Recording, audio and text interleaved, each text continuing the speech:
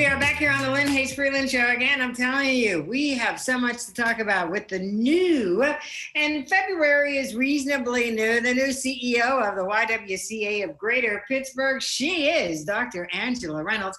I want to talk about your goals, your plans. I mean, it's kind of like you walk into this and you have a blank slate. You have a strategic plan. You get to create the vision almost. You got this board that you work with, but you get to figure it all out. Yes, and one of the things that was really fortunate is that I came into a position where a strategic plan had already been done. And so part of my role was to figure out what that implementation plan would look like. And of course, when you look at, coming into a new role, there's an opportunity to also look at my vision and how that gets placed in. So when I mentioned that I have a supportive board, it's important to note that the board made it very clear in the search process.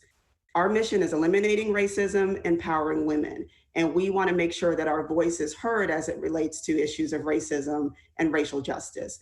So coming into that platform then gave me some room to be able to say, okay, well, what does that mean, right? So how do you eliminate racism? And I've said this, if I wake up in the morning saying I'm going to eliminate racism, that's a daunting task. Mm-hmm. If I'm saying our organization is going to do these deliberate steps to dismantle systemic racism, to dismantle policies that lead to racial disparities, to really focus on this intersection of race and gender, then we can start to deal with it. So we have a Center for Race and Gender Equity. Through our Center for Race and Gender Equity, which I'll refer to as the center, we have trainings that relate to racial justice. We are looking at advocacy efforts, like how do we not only look at legislation, but what are some systems that can be changed? And so that is now going to be the pivotal part of the work that we're doing at YWCA. So how do we bring a racial justice lens to everything that we do? We have an early learning center that starts with, we have babies 6 weeks old, and we have a pre-K program. It's a quality program. But many of us know there are racial disparities that exist in educational outcomes.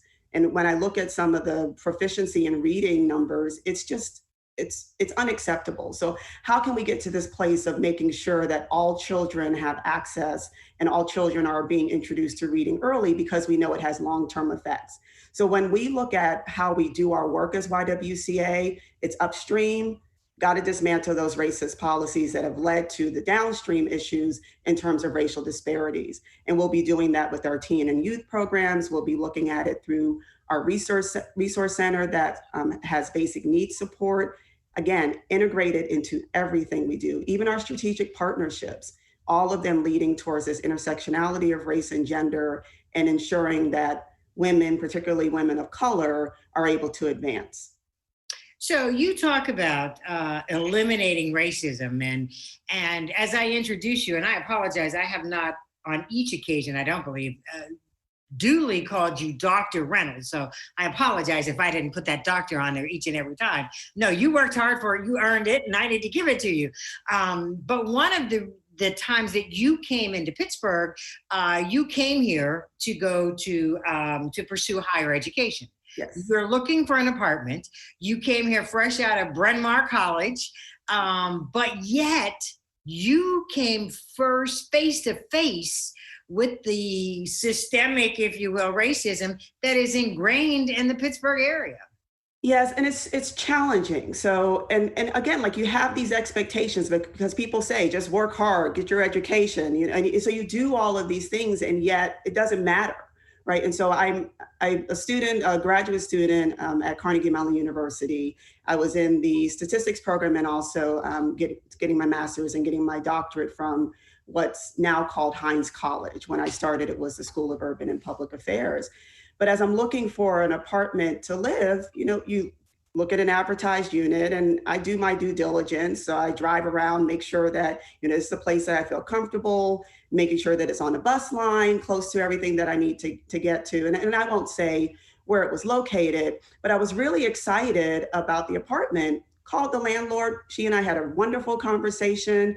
She knew about me going to Bryn Mawr, had a great conversation about me going to a women's college. And she also knew that I was a graduate student at Carnegie Mellon pursuing my master's in statistics, right? And getting this PhD. And so having this wonderful conversation, I'm thinking, I'm going to come and I'm going to go see this apartment and I'll be signing a lease. I've got a new place to live. So I have the appointment. I show up. I see the lights on the second floor. We talked about where the unit was. So I'm like, okay, great. Ring the doorbell. And I wait. And I ring the doorbell again and I wait. And I knew this was the apartment because I'd already checked it out. And again, here is the light on in the second floor. And so I step back and I look up and, after a while, and I see that the light has been turned off and I can see her silhouette in the window saying no. Nothing changed about me, right? And it's very frustrating because I was the same person she had the conversation with. Nothing about me changed. The only thing that differed is that she now knew that I was Black. And when I speak about that story, it's not only challenging because that's an experience that I have, but I also think within myself, like I should have fought for others. Because when that happened to me, I just went to the next apartment on my list. And I know other African Americans who have done the same thing and other people of color who have just gone to the next apartment on their list. Not everyone can do that. So later on, I did end up working for a Fair Housing Partnership and my role was testing coordinator. And I was the one who was responsible for setting up the test where you have these two individuals. They're very similar on all these characteristics, except for the one that you're testing for. It could be race, it could be gender, it could be familial status. The other part that I think is important to know is that it's illegal. What happened to me was illegal, right? But it didn't change that behavior. And so when we come to these places of systemic racism, we also need to hold people accountable for what they do. Because I live with that, right? And so it did impact my life. I didn't get that apartment and I could have fought for it, but even if I had, would I have wanted to live in a place where someone didn't want me and I wasn't welcome? Indeed, indeed.